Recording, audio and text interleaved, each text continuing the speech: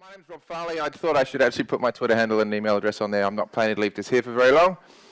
Thank you for the person who got this for me. I think this is not the one from the other day, but it might be. Thank you. I got here early just going, there might not be a flip chart. I forgot to make sure that they had a flip chart for me in this session. So what we're going to do today is have a discussion. The idea is that I want you to be involved in the discussion as we talk about what I think you need to teach your developers about your database. Okay? Just curious, who's a developer here? Wow, look at that. And who's like a DBA person? Slightly fewer than the developers. Okay, so just a quick thing. You developers know what these DBA people think of you, right? You've heard what they say, right? You know that as developers, you know the DBAs go, oh my goodness, these developers. Seriously, right? You know they do that? Does anybody deny that that happens? You understand that you think you love developers? Hang on, you were a developer, right? You're a developer.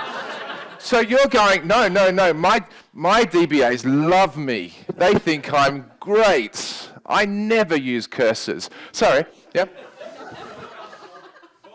Some of you are both. Yeah. Fantastic. Just like me. You can insult yourself. Yeah, you're just like, oh, stupid, what did I do that for? It happens, right?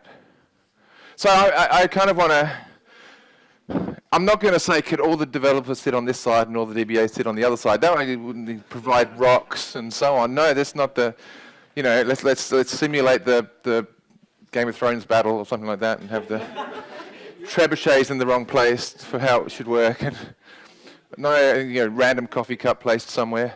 No, that's not that's not the idea.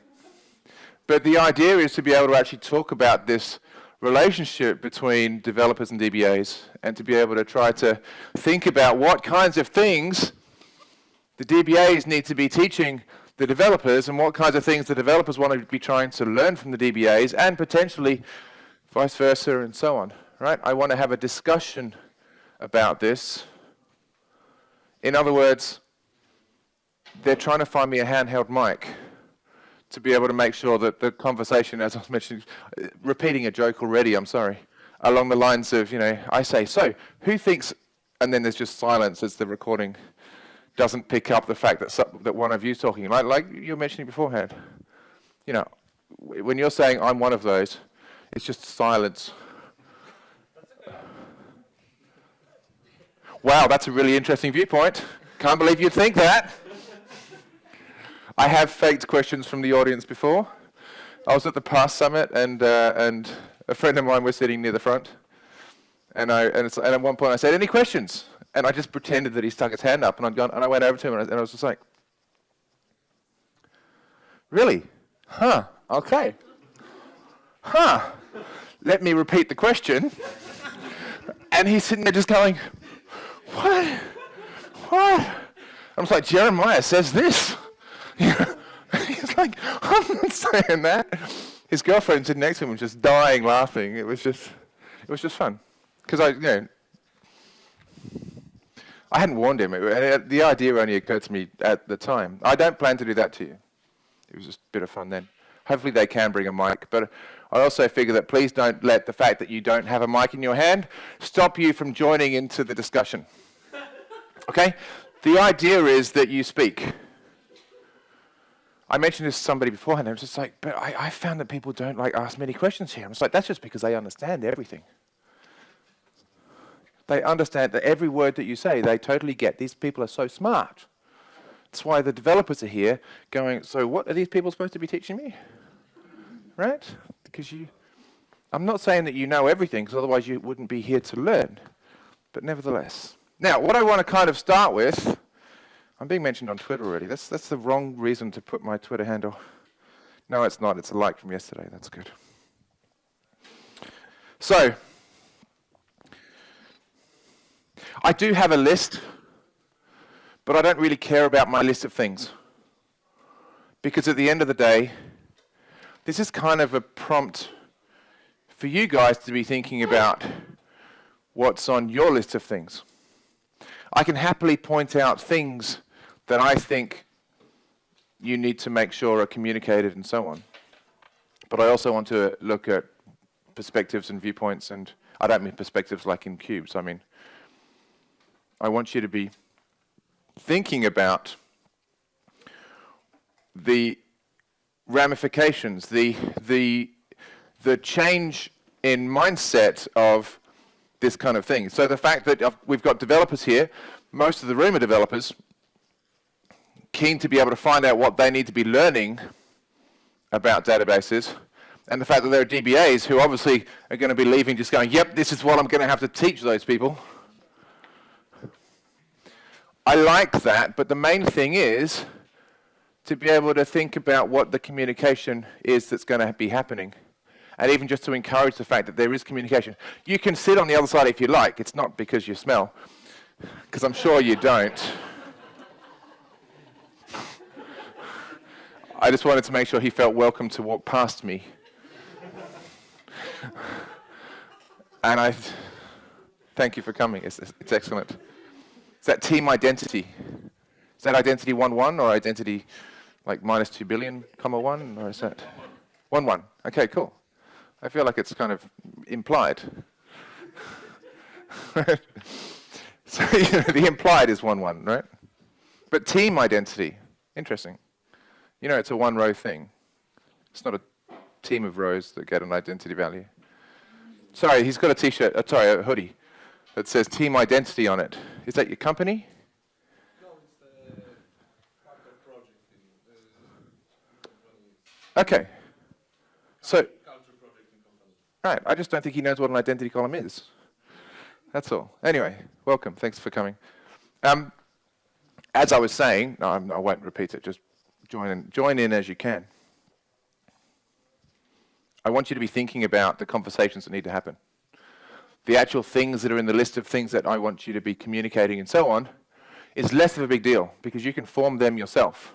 Your developers might be fantastic and not need to learn particular things and particular approaches and all of that kind of stuff. And so I could list a whole bunch of things that I say you need to teach them about this and this and this and this and this. But if that's not as relevant for you, that's fine. Work out your own lists. But that's actually kind of a small part of what I think I want to be talking about today. Oh, this is here because they gave us 3. So I have the ones from Monday and yesterday, which is a really strange giveaway.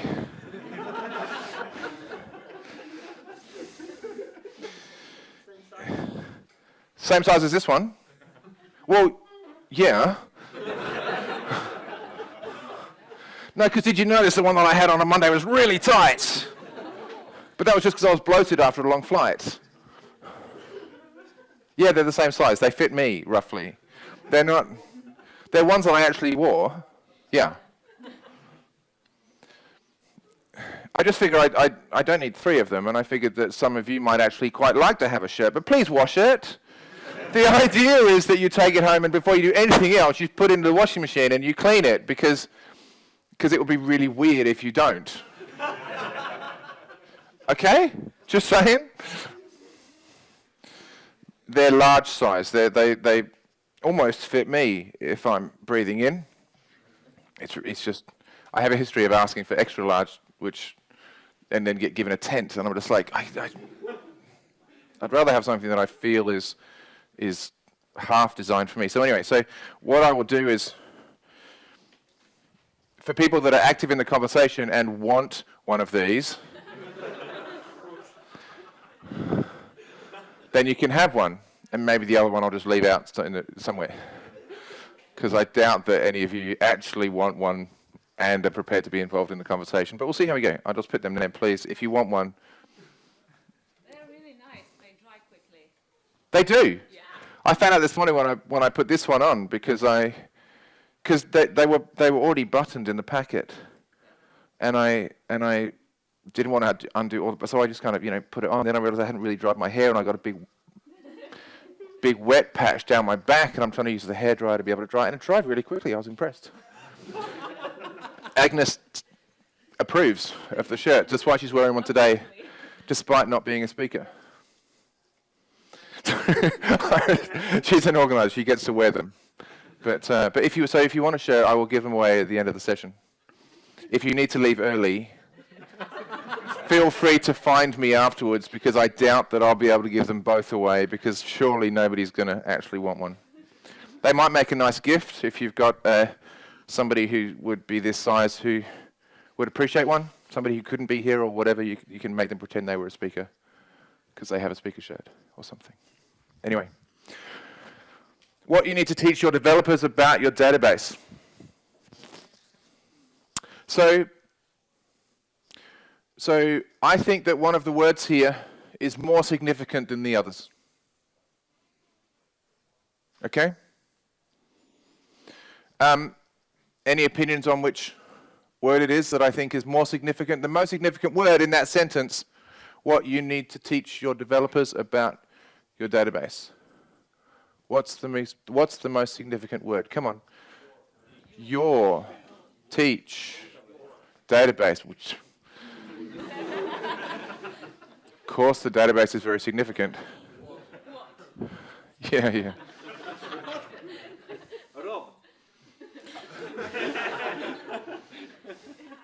It's this your here, right? It's this your. What you need to teach your developers about your database. Okay? Why do I think this is the most important word here? The developers should have a clue here. Did you hear what Rafael said? You didn't, because he didn't have a mic. He said, because it's not my database, right? So DBAs, it's your database, right? You're the one who looks after it, makes sure it's okay. It's your database, isn't it? Sure, you get it from the developers, but it's your database. You're the one who just goes, I need to... You're the one who has to make sure that it's...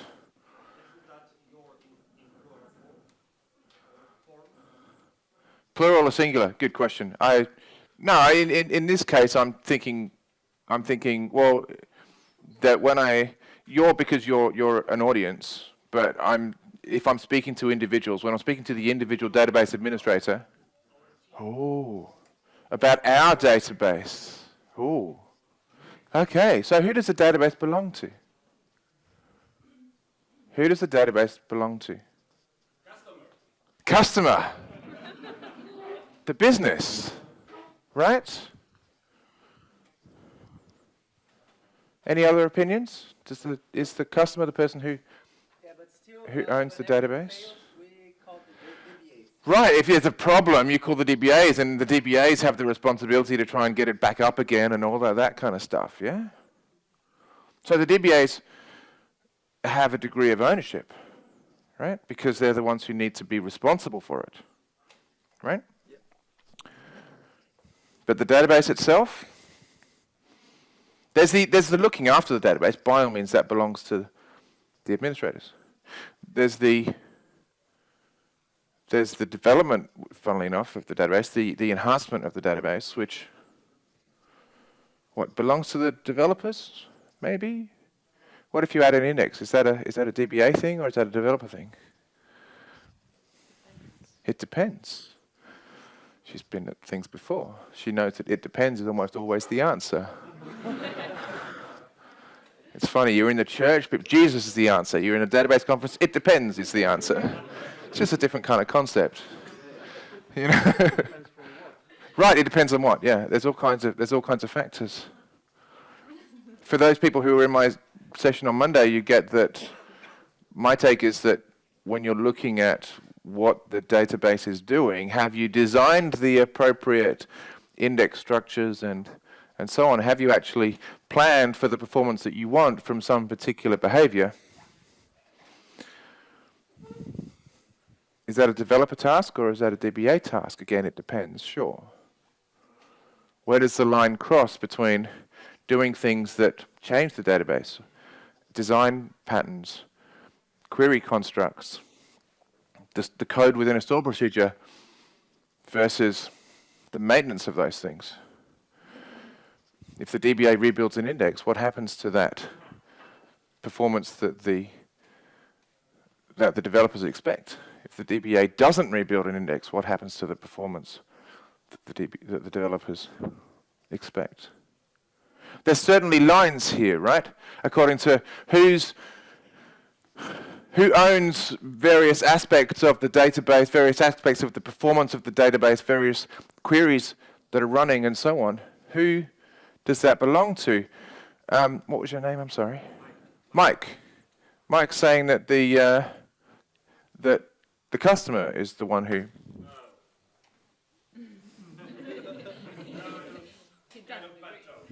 Sure. My take is that the customer owns the data, right? Actually, not even that. The customer owns the meaning behind the data, right?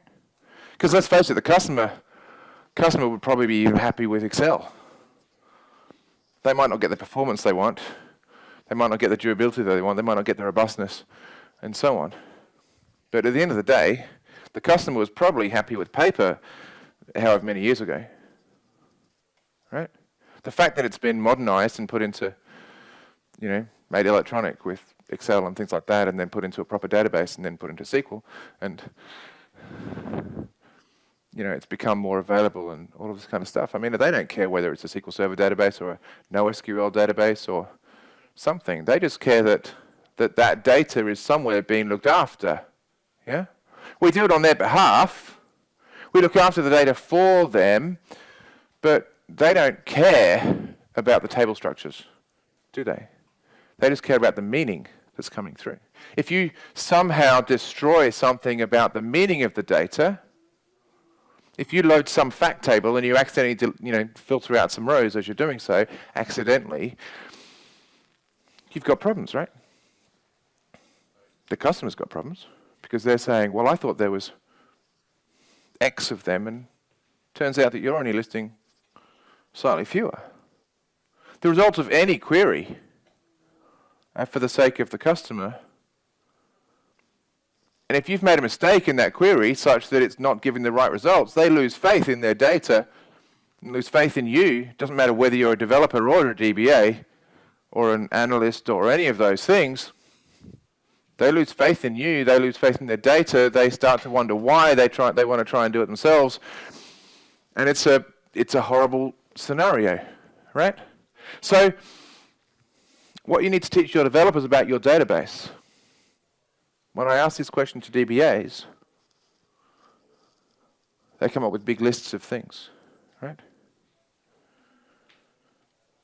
Things like, I want them to understand sargability.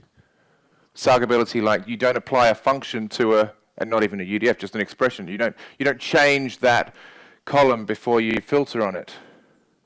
You don't write where date diff in days between the column and get date is less than 3. You don't do that, do you? You know that you do it the other way, and you say where column is greater than date add, 3 days ago, right? To be able to get the ones that are from the last 3 days. And yet, developers, no offense, I'm sure none of you do this, developers write code that looks like that because they don't appreciate the significance of sargability or indexing or whatever, right? Developers quite often leave that in the hands of other people, but of course DBAs don't want to go and change the code because if they change the logic inadvertently, they're going to get slammed for it. And let's face it, what went through testing and all that kind of stuff, are the DBAs, involved in the dev server and the overall source control and so on? What happens with that? DBAs often, but not always, want to have store procedures be actually respected properly, like proper code, right? Who has all their store procedures in source control and have good DevOps around it, and who, I don't want to ask a question because none of you are going to want to put your hands up. But I know that that wasn't all the developers. I don't want to say who knows that they could do better with that.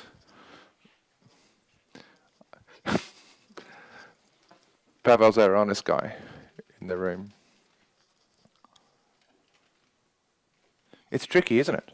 It's really quite convenient to have a store procedure that's not in source control, because people just go, hey, I could just go and change that, not have to do a whole deployment process. But then what happens to the history of that change, and is it tested properly, and is it integrated properly? And, DevOps, what's happening with that? It's really significant. At the point where something doesn't work properly, did the DBA make that change? Did a developer make that change and somehow just missed checking it in and, branch control and pull requests and all of that? Is all of that included in the process? This is the thing, right? What do you need to teach developers about your database? Please respect the code that's in there. Are indexes part of the code? Are indexes part of the code? Should be. What happens when somebody needs a report on something and they need an extra column that wasn't in there before? Does that mean that you need to change the index definition and therefore put it through the source control and have it be? It depends. You're rubbing off on people. Because, when some report developer goes, oh, I need to quickly change this. And, report developers these days, was anybody in my last night? About, when I talked about how Syndrome is, the Power BI team, because they suddenly put reporting into the hands of, regular people who don't understand that just adding an extra column to some query could cause, scans. Different query plans, certainly, because if you're after something that's not in that index, because, an index is a table, right? Yeah? An index is a table. Have I got that the wrong way around? It's actually a table is an index? Or is an index a table? Some of you have heard this before. I'm getting some puzzled looks. Hang on a second. Oh, hang on a second. If the table is a clustered index, then the table's an index, right? It's not the other way around. I don't have an index isn't a table. I don't have a...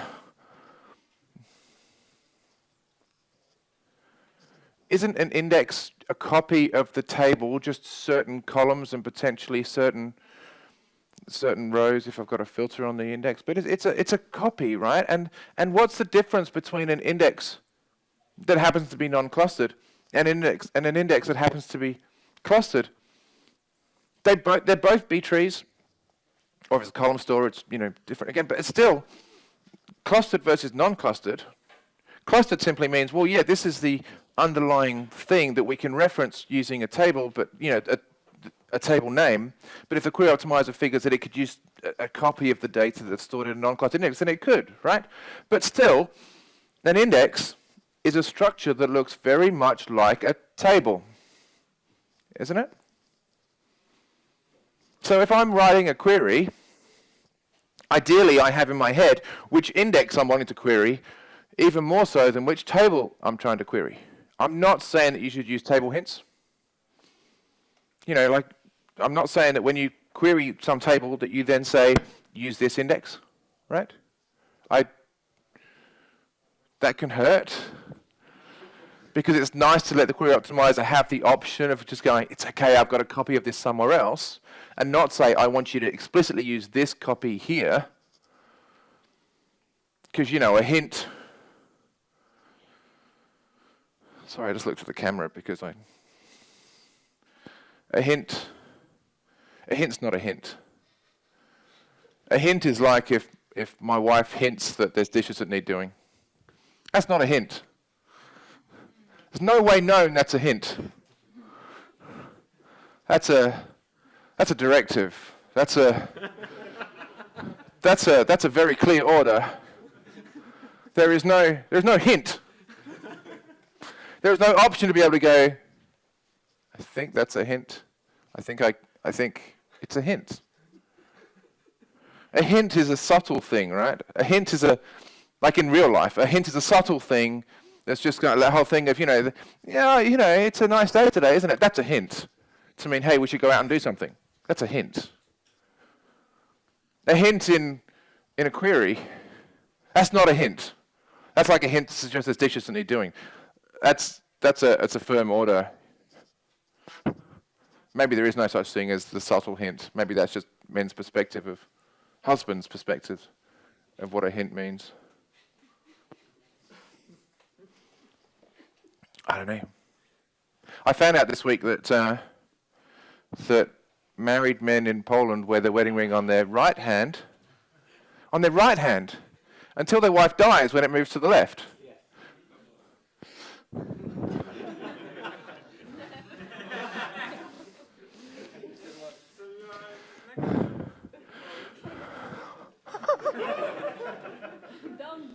That's.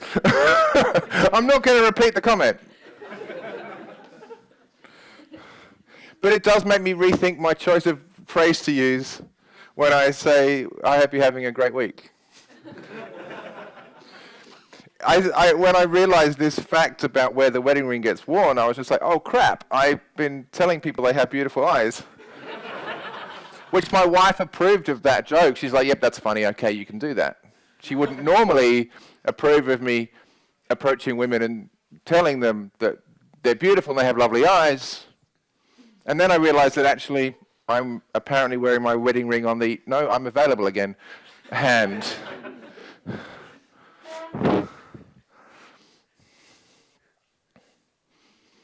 Married guys are potentially married because they understand that a hint means means that. Otherwise, they don't end up getting married because they get rejected beforehand. Sorry, you've got to understand me better. There are all kinds of things. I think that potentially the most significant thing that developers need to totally get about your database is what you, the DBA, are trying to do here with that database, right? Yeah? Because I actually think that the database is the developer's database, not the database administrator's database, right? Because the developer is the one who has been talking to the customer, who understands what the customer's needs are, who has designed the database, who has crafted it, who understands how the customer uses the database, and then has provided that to the database administrator to make sure that it stays up, right?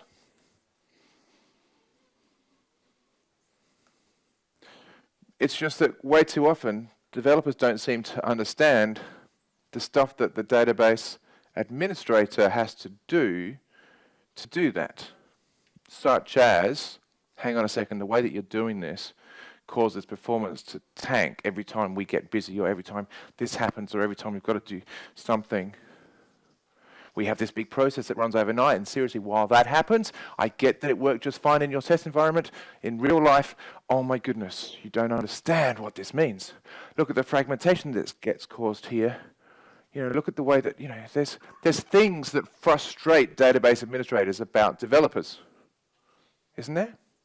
This is the reason why I had that jostling at the start, isn't it? To be able to say, hey, developers, you know the DBAs complain about you, right?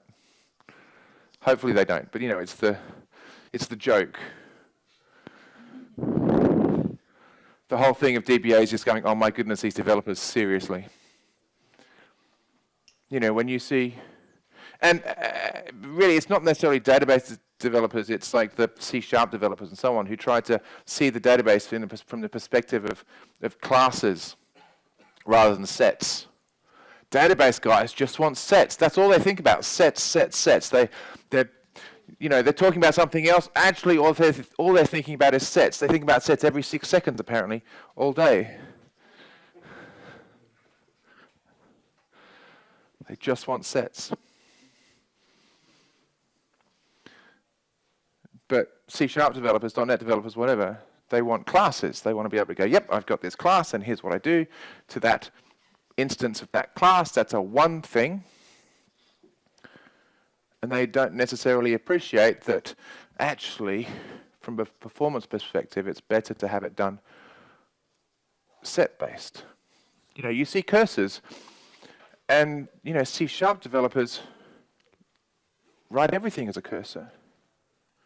Because, when the first day they learnt about loops. Right, day one of standard programming, when you're learning C# or Java or whatever at university or wherever it is that you're learning it, they teach you about iteration, about loops. Yeah? And then they start coding against a database, and we're all like, can you stop doing that? Stop doing that. They learn about, if statements, and you go, you mean case. You don't mean if. I want this to be a subquery. Don't make it procedural. Make it a subquery, please. And then about modularization, right? Day one of learning how to code, modularization. Look, we'll make this module, and then we can reuse it here and here and here and here and here. And they go, like functions, right? What you need to teach your developers about your database, SQL 2019, inline scalar functions, right? You all know that, right? Scalar functions in SQL 2019 can get inlined. You all know how bad scalar functions are? Who wants me to do like 1 minute on scalar functions? Scalar functions. They're the ones that return like a single. Some of you are saying yes. Yeah, single value functions, as opposed to table valued. And even they come in two varieties. Table value functions come in two varieties. There's inline and there's crap. Right? So the thing with functions in SQL is that an inline table valued function is basically like a view. It's a definition of a subquery that can take parameters as opposed to a view which can't. And when you use that in a query, you select from dbo.myInlineFunction, bracket whatever. It takes that definition of the subquery and it drops it in. You can't do that until SQL 2019 with a scalar function. You just can't. And there are two words that you can see in the definition of a function, either multi-statement or scalar function, that indicate that it's awful. Those two words, begin, end. That means they're bad. It's as simple as that. Reason being, it means they're procedural. It means that it has to run that and then take the result and do something with it. As opposed to taking the definition and involving it and then going, hey, I can short circuit that by doing that, and then I can do this and I can do this, and here's how I want to run that. As soon as you put begin and end, you're going, this is what you need to do, and then you can take the result and do something with it. For a scalar function, if you go where scalar function whatever equals, if some column equals this, it goes, so I've got this code, and I need to run that against every value in that column. And it's horrific. And SQL 2019 will actually look at that and just go, hey, we can inline this. And seriously, SQL 2019 will just make it go faster if your developers don't get how bad scalar functions are. As soon as you can, get hold of SQL 2019 and try your code against it, because there's every chance that it will just fly in comparison because of this one feature. And if that means that you start testing now to make sure that on the day that you get general availability of SQL 2019, you're going to go live to it, that's worth doing. Because why would you wait a year, or however long you want to wait after SQL 2019 comes out before you implement it, to suffer on your current behavior of scalar functions, which might be adequate, but might be hidden because your computers are fast. Right? developers don't necessarily get that because they're taught modularization. Doesn't really fit in the database world. But the database administrator doesn't want to have to go and change some code because, source control, all of that kind of stuff. It's not the database administrator's database. It's the developer's database. The database administrator is just trying to make sure that it runs okay. I'm a consultant. I go out to customer sites and I help them with whatever they need to do, and sometimes that involves bits of development, sometimes that involves strategies for various things. Sometimes there are third-party vendors in there who then come and ask me questions like, hey, can you help me tune this? And I'm just like, yeah, your problem is you're using a scalar function here. Right? And they're like, oh, I thought we'd just be able to add an index. No, it's because you're using a scalar function. That's always going to be horrific. Then I could have a conversation with the business about at what point do they want to start testing SQL 2019 when they've got an application vendor who just isn't interested in that. And I kind of go, hey, I was in a talk once when somebody explained that developers need to be taught the significance of the next version of the database system. The developers need, most of all, I think, to understand that you are trying to look after their database for them. That you are not one of those DBAs who complains about the developers, right? If you as a DBA are part of that crowd that just goes, yeah, developers, right? And let's face it, every DBA probably has done that at some point, even if the frustration that we have is about some third-party application developer who we're never going to meet because we're just implementing, like the people who decided that SharePoint needed Maxtop 1. We whinge about developers. That's what happens because we know that our control as a DBA, as a custodian of the database, doesn't actually reach into the developer's perspective, right?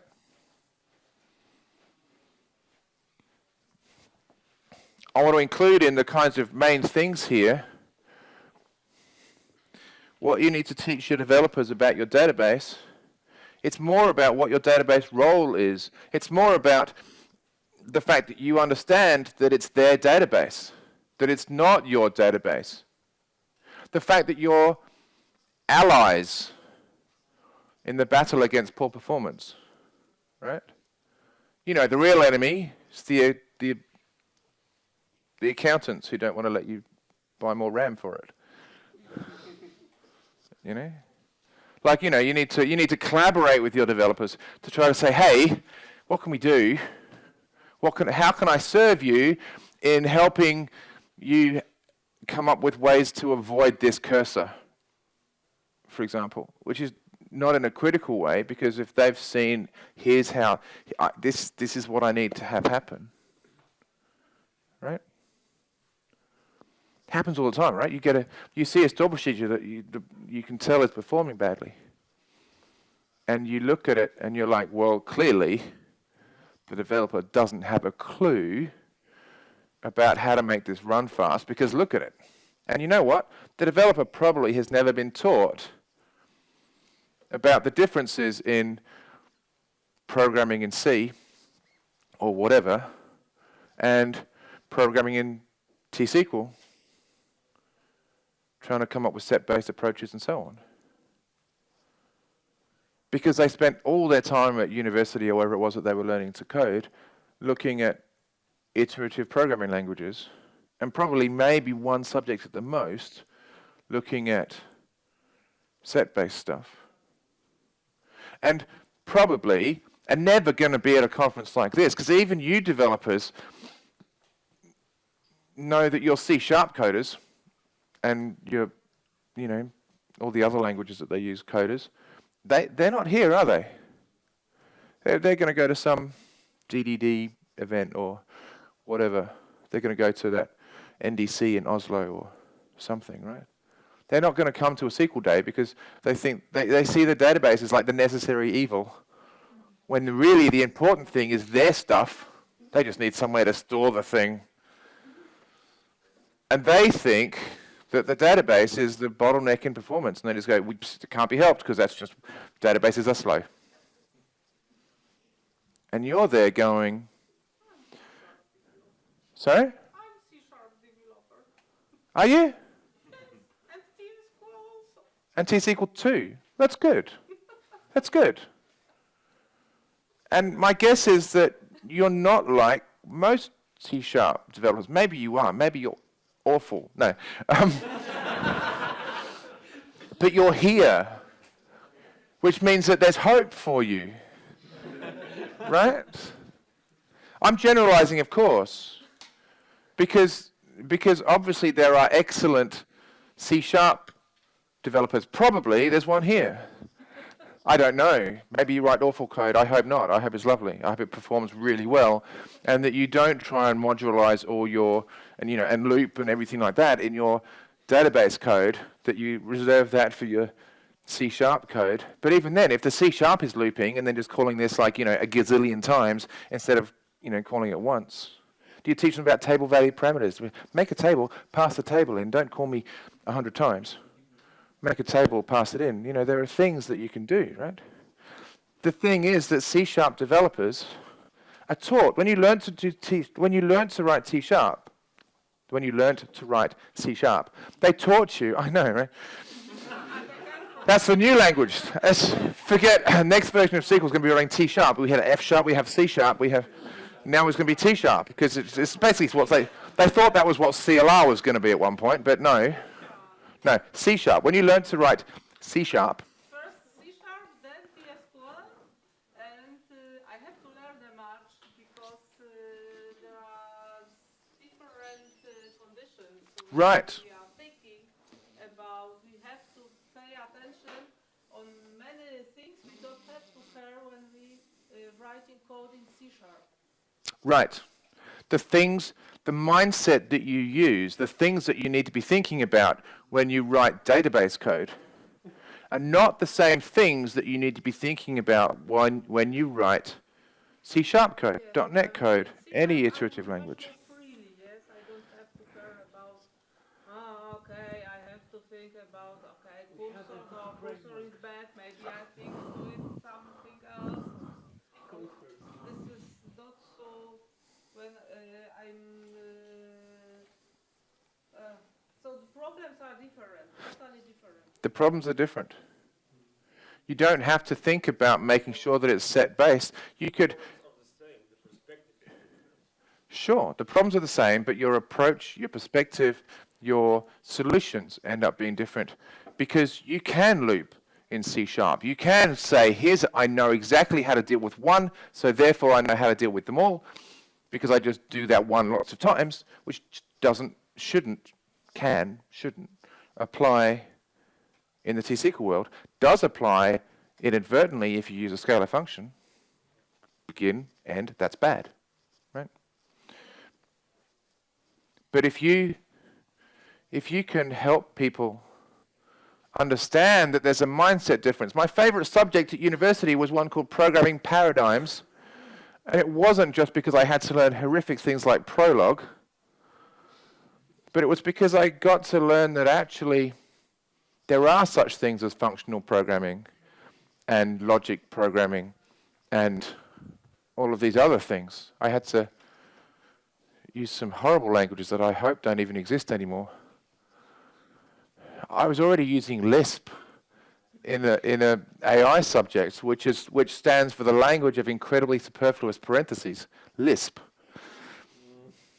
It's just, I don't think that's actually what it is. I think it's Lisp programming, but I think of it as incredibly superfluous parentheses. But because the mindset, it's just that especially these days when you can become a programmer without ever being taught that there are different approaches. You need to try and help them. They need your help. They don't need your criticism. They need your help. They are giving you a database to look after, and if you collaborate with them, if you ally with them, if you help them see the impact of some of their decisions,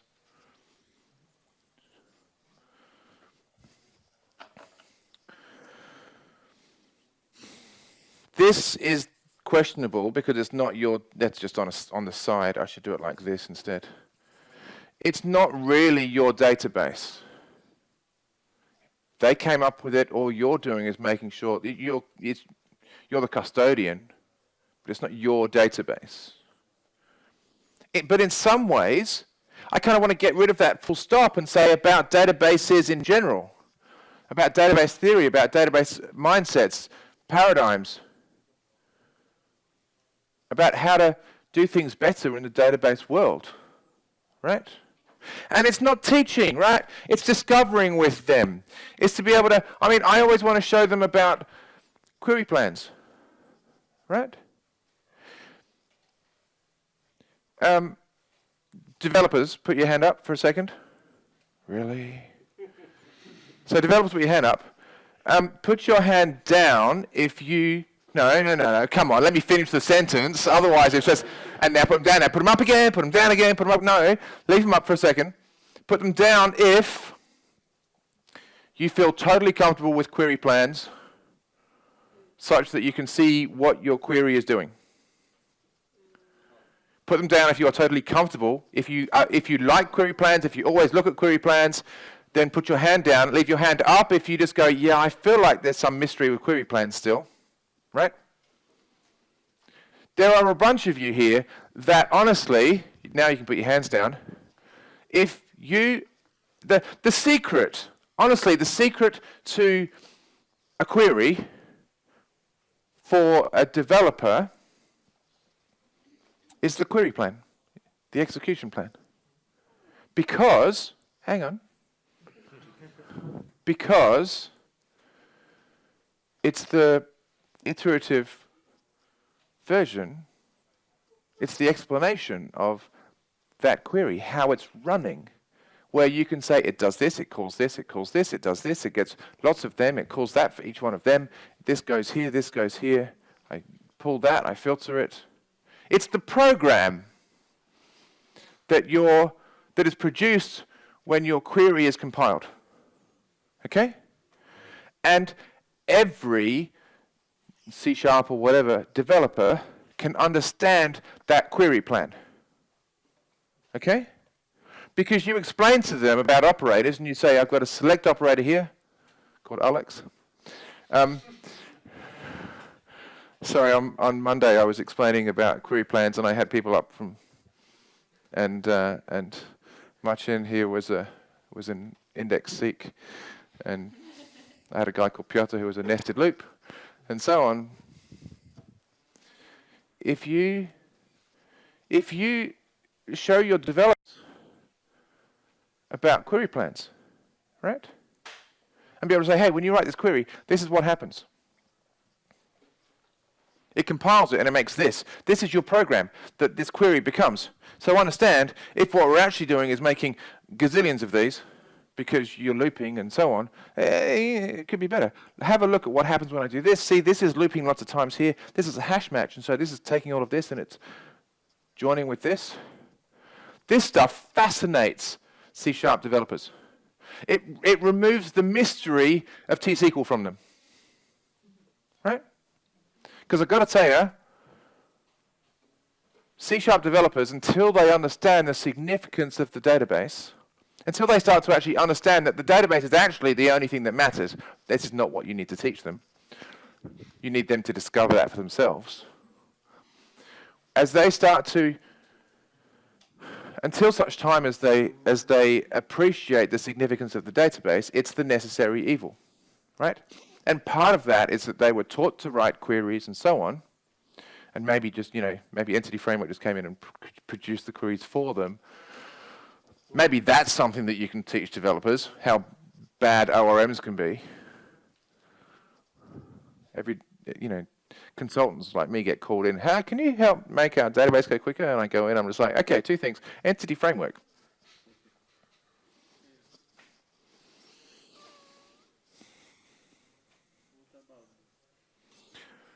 oh, it's horrific, isn't it?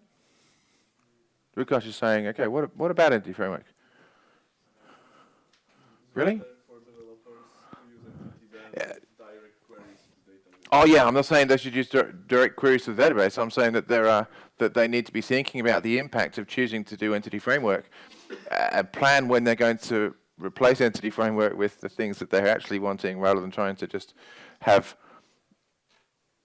the framework come up with all of the ideas about how it's going to run the queries. Actually craft the queries that they want for the different places in their code, rather than just have something which maps classes to stuff underneath, which can be pain. It's great for prototyping. At some point, ideally, you plan to get rid of it. But budget restraints and all of those kinds of things mean that way too often, what gets put into, what gets deployed still uses something like Entity Framework with less than ideal database access stuff going on. So helping them understand that when they write a query, which they're just going, select some columns from this, join that. I don't really care whether you're trying to teach them about outer joins and things like that. I care about whether you're teaching them about how their queries actually run, because they will enjoy that, right? And at the end of the day, they will make sure that the results are correct through all their testing and all of that kind of stuff. But unless you've explained to them about query plans, performance is something that you will always be frustrated by, because they will create code which is correct, but may well be involving cursors or, overly big memory grants and, scans across heaps with poor fragmentation and all of this kind of stuff. And these are all things that you can actually collaborate with your developers, or become the developer yourself almost, but the database developer. Because if you're a database administrator, can't you get approval to be able to say, hey, team leader of the database administrators, we'd have so much of an easier time if our developers were producing better queries. How about I work with them to show them what happens? And your team leader will approve of that, almost certainly, because you're making their job easier for not just yourself, but for your colleagues in the database administration team. And if you can remove those barriers, potentially teaching, but also helping them discover, helping them learn. So I want to almost say learn with, right? Because you need to be able to be learning what your developers are trying to achieve, right? You need to be not just coming in and saying, okay, I need to teach you some things. You need to be able to go in there and say, hey, teach me what you're trying to do with this thing. Teach me what you're trying to achieve with this store procedure, which, or this thing which you're calling over and over and over. And understand what they're trying to do, so that you can then provide your knowledge to help them and I kind of want to say, let's get rid of the word developers and write team. Because you're on the same team, aren't you? Don't look at the developers as being the developers. Look at the developers as being the people that are producing database code. So therefore, they're part of your team. Together, you are trying to provide a service around the data and the meaning of data. Whoever it was over here that mentioned that. Somebody. About, you're trying to provide the service to your customer to make sure that their data is being managed and handled and providing that functionality. You're part of the same team. One might report to the sysadmin, kind of making sure all things are up, and the other one's making sure that the functionality is there. But you're allies. You're both, teams of geeks. I don't want to say enemy, but you have a joint customer, right? You're trying to serve the customer. You're not trying to, and it's not jostling with the developers. You're not trying to apportion blame. You're trying to be part of the solution, not part of the problem. You combine your teams emotionally, if not, make groups that are joint ventures almost between the people that are writing the database code and the people that are having to maintain and look after and tune and so on that code. Be part of a team. But you can take responsibility for that. Right? Don't just go, well, management wouldn't let me do that.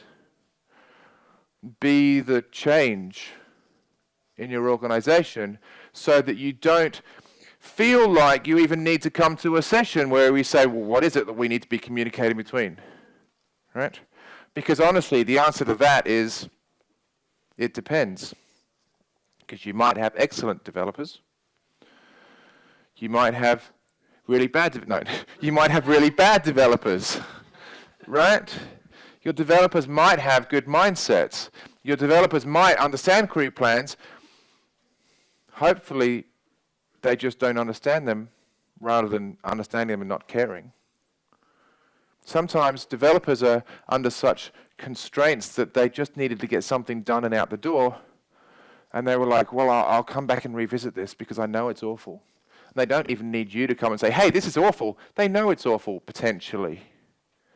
If you're collaborating, if you're coming alongside instead of pointing fingers, and so on, then you've got a chance to improve your world. So I kind of want to say, let's make this what you need to learn with your team about databases.